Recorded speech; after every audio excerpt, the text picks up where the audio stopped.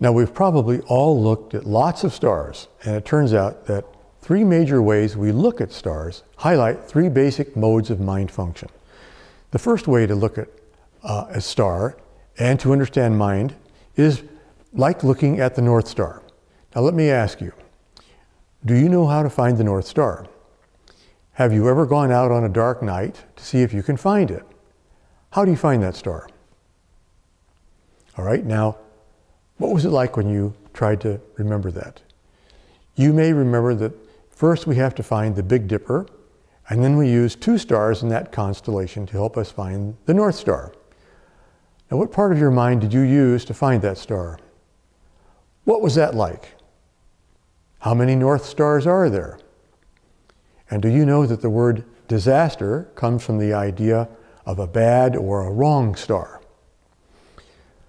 Okay, now let's go to the second of the three ways to look at a star.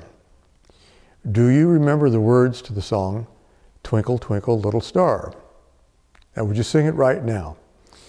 And if you don't remember, or even if you do, I will sing it for you, or hopefully with you. This may be torture for you, but please bear with me, or better, sing along with me. All right, here we go. Twinkle, twinkle, little star, how I wonder what you are, up above the earth so high, like a diamond in the sky. Twinkle, twinkle, little star, how I wonder what you are. Okay, now how was that? Did part of you see that star, or did you feel it? And if you did, where did you feel it? Many say that they feel that twinkle in their heart. Well, that heart is still mind, and it is a good thing that we have that heart, or otherwise we would be machines. So here's a question. Which of the stars in the night sky twinkle? Okay, now let's go to the third way to see a star. Have you ever gone out on a dark night, out in the country, far from city lights, where there are no clouds or moon in the sky, and you look up at that dark sky? So what do you see? Stars everywhere. Now, where do you feel that? Some say they experience those stars in their entire being. They see the stars as so beautiful and the sky is so big that they almost fall into the sky. They get a sense of going beyond a me looking at the sky. It is interesting that the word star arose with the idea of spread out. So here the mind is as vast as the sky and stars are everywhere. Okay, now let's go one step further. On that dark night, when you look up, you see lots of stars, but you also see something else. What? Well, we see space. We generally like stars, but we are not all that interested in space. But without space, what would any experience of stars be? How could you locate the North Star if there were no space around it to help you find it in relation to the Big Dipper? How would stars twinkle if they don't seem to brighten and then grow dim in space? What would it be like to go out at night and see one giant star covering the whole sky? When we appreciate space, we can find our North Star. We can see the twinkle in whatever star we're looking at, and we know that all stars twinkle, and the ways we see separate stars from space, we see and separate stars from space, are in the process that we call mind. We see that mind is everywhere.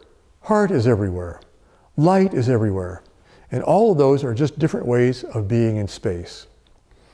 So appreciating space is the foundation for any view of looking at a star, and as we will see, any approach to healing. Now, this threefold view of mind is part of everyday life.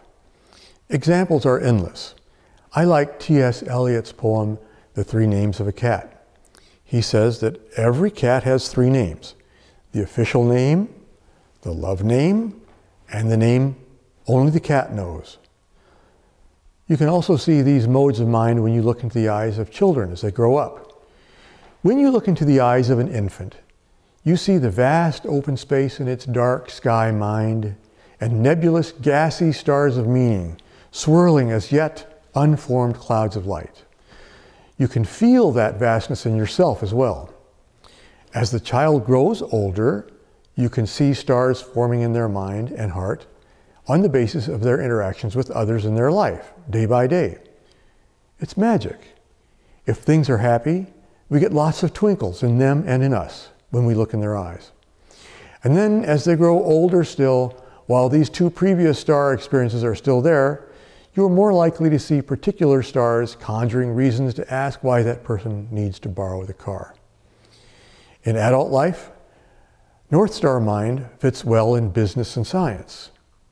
Twinkle mind shines in the arts and in relationships. And Big Sky mind finds voice in spirituality, where we address the sometimes difficult interfaces between light and dark in our mind and life. Later on, we face death. North Star mind tends to see just one life, this one right now, and one death. That makes sense, right?